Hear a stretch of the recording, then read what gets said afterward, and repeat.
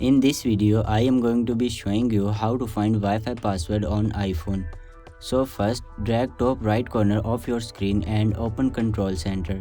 Now long press on Wi-Fi icon. This menu opens up.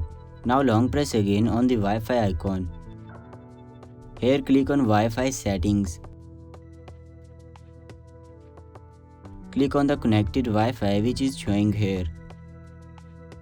Now as you can see that the password, just click on it and verify your identity. As you can see that the Wi-Fi password is now visible. You can copy it from here as well. If this method is not working for you, just open your settings app. Go to general.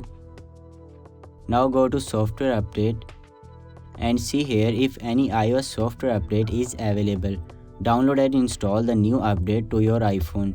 So that's how you can find the Wi-Fi password on your iPhone. I hope this video helps you out.